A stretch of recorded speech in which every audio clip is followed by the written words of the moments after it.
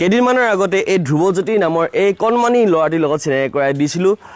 লগতে এইফালে ধ্ৰুৱজ্যোতিৰ মাতৃ তেখেতলোকে কেনেকৈ নিজৰ জীৱন পাৰ কৰিছিল আমি দেখিছিলোঁ যে টিংপাতে বেৰি থোৱা এখন ঘৰৰ ভিতৰত আৰু ধ্ৰুৱজ্যোতিয়ে ক'ত পঢ়িছিল খাইছিল শুবলগীয়া হৈছিল গোটেই পৰিস্থিতি আমাক ধ্ৰুৱজ্যোতিয়ে ধুনীয়াকৈ দেখুৱাই দিছিলে আপোনাৰ ল'ৰাটোক বহুতে মৰম মানে মৰম লাগিছে বুলি কৈছে ইমান মৰম লগা ল'ৰা বুলি কৈছিলে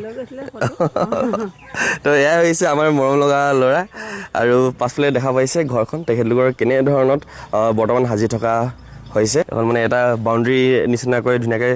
ভেটি আছে আৰু এইফালে পৰা এতিয়া এণ্ট্ৰেঞ্চটো হ'ব ঘৰখনৰ যি দীঘল মানে বাৰাণ্ডাখন এৰি পেলাই দীঘল হৈছে 16 ফুট বহল হৈছে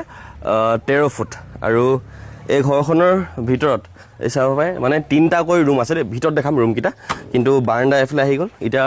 বৰষুণ দিলে এতিয়া ধ্ৰুৱজ্যোতিয়ে ধুনীয়াকৈ ধৰক অলপ আড্ডা চাড্ডা মাৰিব পাৰিব ইয়াতে বহি পেলাই লগৰখিনিৰ লগত কথা বতৰা পাতিব পাৰিব সেইকাৰণে এখন সৰুকৈ এইফালে বাৰাণ্ডাখন আহি গ'ল বাৰাণ্ডাত কেনেকৈ কি ডিজাইন দিয়া হৈছে এইবিলাক আপোনালোকে চাব পাৰিব যেনেকৈ প্ৰথমবাৰ আহোঁতে ধ্ৰুৱজ্যোতিয়ে আমাক তাৰ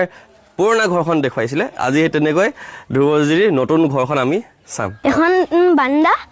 আৰু এইটো আলহী চালহী আহিলে বহিব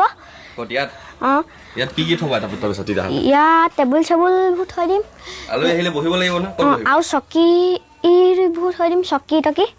তাৰপৰা এইটো ৰুমত শুম এইটো মোৰ ৰুম মামু ইয়াতে হ'ব আৰু এইটো পাকঘৰ এইটো পাকঘৰ এটা মায়ে ইয়াতে বনাব পাৰিব দুটা ৰুমৰ ঘৰবিলাক প্ৰায় বনোৱা হয় কিন্তু পৰিস্থিতি চাই পেলাই আমি ইয়াত 3টা ৰুম কৰিছোঁ চাব পাৰে এইটো হৈছে প্ৰথমটো ৰুম এইটো হৈছে দ্বিতীয়টো ৰুম ইয়াত ধুনীয়াকৈ তেখেতলোকে খোৱা বোৱা শুৱা পঢ়া শুনা চব কৰিব পাৰিব এইটো হৈছে দ্বিতীয়টো ৰুম এই ৰুমটো হৈছে পাকঘৰ এটা পাকঘৰ ছেপাৰেটকৈ কৰি দিয়া হৈছে ইয়াত ধুনীয়াকৈ বাইদেউগৰাকীয়ে ধুনীয়াকৈ কিবাকিবি নিজৰ মন পচন্দৰ আহাৰ কিবাকিবি বনাব পাৰিব চাব পাৰে পাকঘৰটো কিমানকণ চাইজটো নিশ্চয় ভাল হৈছে বুলি ভাবিছোঁ পাকঘৰ এটাৰ কাৰণে যথেষ্ট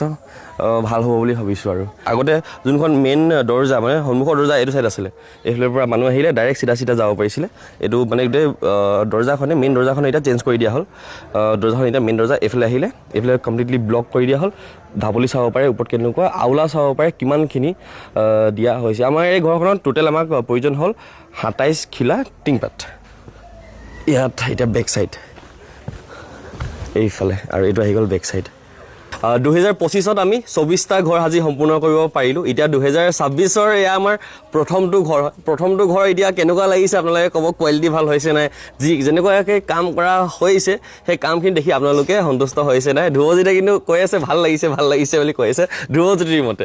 বাকী এয়া এতিয়া যিহেতু আমাৰ 2026 আৰম্ভ হৈছে এই বছৰত আমি 30টাকৈ ঘৰ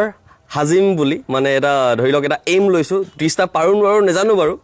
কিন্তু চেষ্টা কৰিম 30টা ঘৰ সাজিবলৈ এয়া হৈছে আমাৰ প্ৰজেক্ট সোণৰ অসমৰ 39 নম্বৰ ঘৰ আৰু এতিয়া ঘৰখনৰ কাৰণে আমি যিহেতু বজাৰ কৰিব লাগিব দেখিছে ধ্ৰুৱজ্যোতিৰ ঘৰত একোৱেই নাই খালী হৈ আছে এতিয়া আমি বজাৰ কৰিব যাম ধ্ৰুৱজ্যোতিক লৈ যাম বুলি ভাবিছোঁ যাবা নাই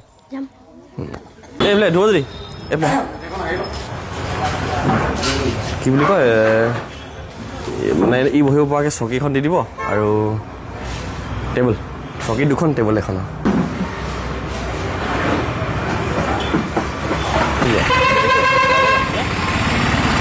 সৰু সুৰা কিবাকিবি এইফালে ওপৰত এখন বিচনা আহি গ'ল ধুনীয়া বিচনা এখন এইফালে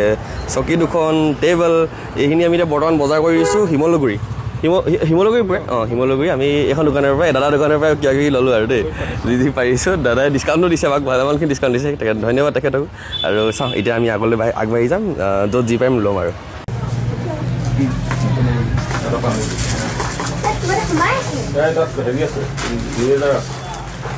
আমাৰ ধ্ৰুৱজ্যোতিয়ে বহুত গিফ্ট পাইছে বেগ পালে এই দাদাজনৰ পৰা আকৌ এই দাদাজনে এতিয়া আকৌ কিতাপৰ পৰা আদি কৰি যিখিনি মানে লাগে প্ৰয়োজনীয় কিবাকিবি ঢেৰ বস্তু আৰু গোটেইখিনি দি দিছে কিবা পেঞ্চিল সেই আছে আনলাই নমস্কাৰ আনলাই হৈ আছে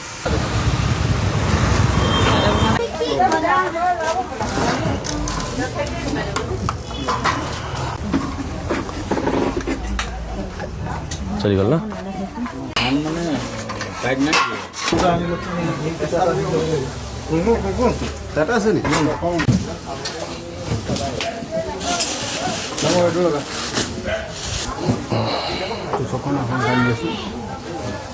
ক'ত কি কৰা হৈছে দেখুৱাই দিছোঁ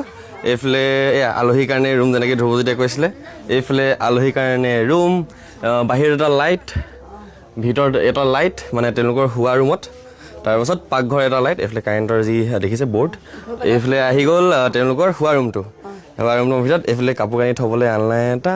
আৰু সেইফালে বিছনাখন আহি গ'ল আৰু লগতে এইফালে টেবুল ধ্ৰুৱজ্যোতি ধুনীয়াকৈ এটা বহি মেলি এতিয়া পঢ়িবলৈ পাৰিব হয়নে ইয়াত ক'ত পঢ়িবা হয় নেকি অঁ তাৰপিছত এইফালে আমাৰ জুবিনদাৰ ফটো ইয়াতে এতিয়া তেখেতলোকে আচলতে যিহেতু আজি ঘৰত নতুনকৈ প্ৰৱেশ কৰিছে নতুনকৈ ঘৰ লৈছে আৰু সেইকাৰণে চাকি এগছ জ্বলাই মেলি আৰম্ভণি কৰা হ'ব লৈ লওক জ্বলাই দিব পাৰি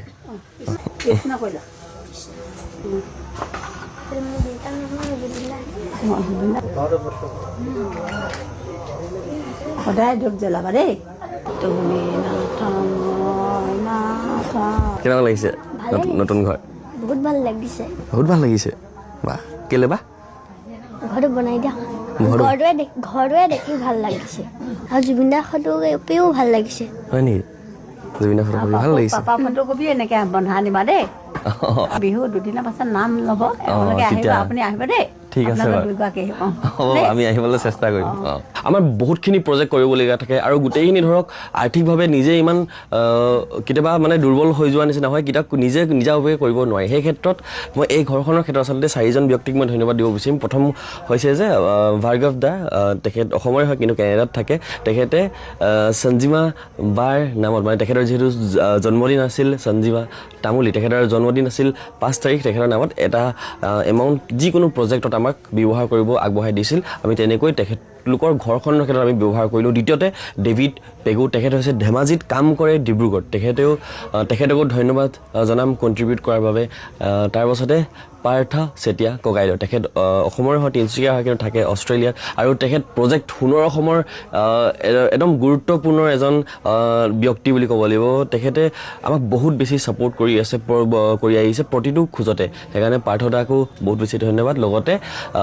সুৰভি দাস হয় তেখেতৰ নাম তেখেত অসমৰ হয় থাকে মুম্বাইত তেখেত এক্ট্ৰেছ হয় বহুতে সম্ভৱ চিনিও পাব পাৰে মই প্ৰতিজনৰে ফটো এখন লগাই দিব চেষ্টা কৰিম এই গোটেই 4গৰাকীকে মই অন্তৰৰ পৰা বহুত বেছি ধন্যবাদ জনাইছোঁ আমি যিমানকেইখন ঘৰ আজিলৈকে সাজিলোঁ আমাৰ মানে ধৰি লওক পুৰুষসকলে চোৱা চিতা কৰে কিন্তু এবাৰ অলপ ইউনিক হ'ল এইফালে এবাৰ খুৰীয়ে পূৰা চোৱা চিতা কৰি দিছে এয়া হৈছে মণিষা খুৰী আমাৰ যিকেইজন ইয়াত কাম লাগি আছিলে যে মানুহ আমাৰ দাদাসকল তেখেতলোকৰ ঘৰতে থাকি ল'লে মানে দাদাকো ধন্যবাদ তেখেতে খবৰ দিছিলে আৰু খবৰ দিয়াৰ বাবে আপোনালোকলৈও ধন্যবাদ থাকিল আৰু এয়াই আছিল আজি আমাৰ ব্লগ আৰু আমাৰ 2026ৰ প্ৰথমখন ঘৰ এই ঘৰখন আপোনালোকৰ দেখি কেনেকুৱা লাগিলে কোৱালিটি কেনেকুৱা আহিছে জনাব পকা খুটা আছে সেইকাৰণে অলপ বেছিকৈ ভাল হ'ব বেছিকৈ লাষ্টিং কৰিব বুলি আশা কৰিছোঁ আপোনালোকৰ মতামতসমূহ তলৰ কমেণ্টছত দিবলৈ নাপাহৰিব সমাপ্ত কৰি দিছোঁ সদায় দৰে সুখীত নকৰিব স্মাইল কৰি উপস্থিত হ'ব মই সময় গৈ ধ্ৰুৱজিতৰ লগতে ধ্ৰুৱজিতৰ মাতৃৰ লগতে চাইনিং অফ